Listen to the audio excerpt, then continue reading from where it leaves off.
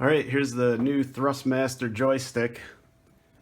It's really, it's a lot bigger than the Logitech one, and when you first feel it, it's pretty cool. This gigantic throttle stick kind of just makes you feel like you're in a jet without having to actually be in a jet. You don't have to see anything at all. And it's actually 4-axis analog. It's got this little rocker back here, which is supposed to be the rudder pedals. So yeah, it feels really tight. It feels great. It feels a lot better than the Logitech joystick, which I'm sure with some tweaking you can get to center right. But the Logitech kind of has this little dead zone in the middle where there's no tension on the stick, no matter how tight the stick tension is. And this one just doesn't have that. It just feels like a joystick. So the one thing about this is these are way too close together. It just doesn't feel natural or right at all.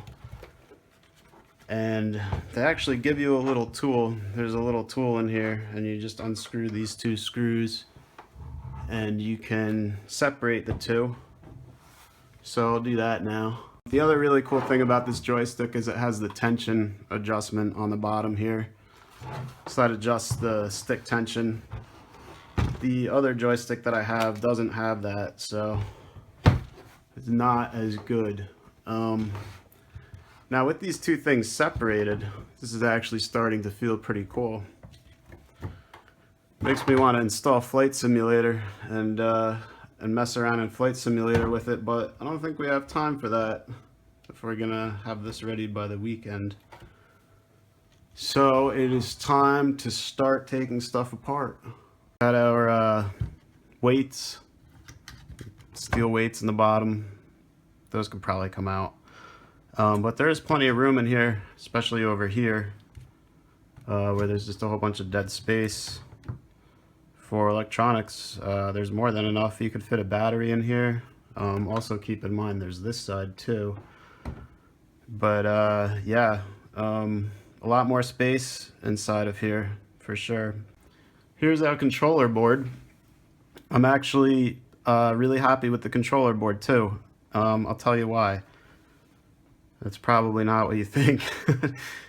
Here's the connections that go to the throttle quadrant. And then you've got your USB connection, which is soldered onto the board. And it's got some, looks like hot glue over it. And then you've got all the potentiometers. Potentiometers can't all be potentiometers. I guess there's buttons there too. Yeah, the button wires just kind of go out of sight behind one of the potentiometer. But the really cool thing about this is when I take these joysticks apart, I take them apart in the way that I could put it back together and use it as a USB joystick. You know, if you take a picture of this with your phone, or you make a video like I am right now, you could always go back and reconnect all this stuff, and you don't need any connectors. It's soldered right to the board. On the pitch potentiometer, it looks like it's 100K. It's pretty close, 94.3K. And then the wiper for the pitch potentiometer is brown.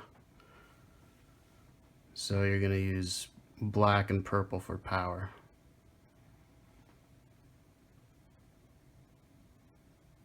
It holds pretty steady. Looks like we've got a range of 48K to 43K, roughly.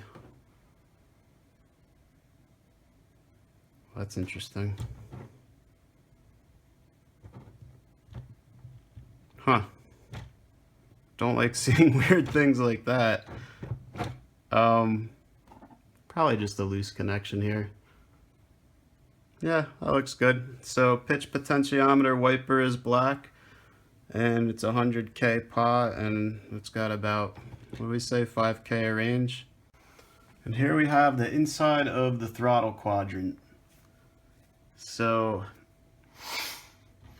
really all we care about for now is this guy right here. That is the axis for the throttle. And it looks like red, white, and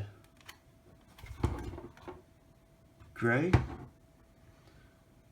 So then there's some kind of secondary board here with plugs.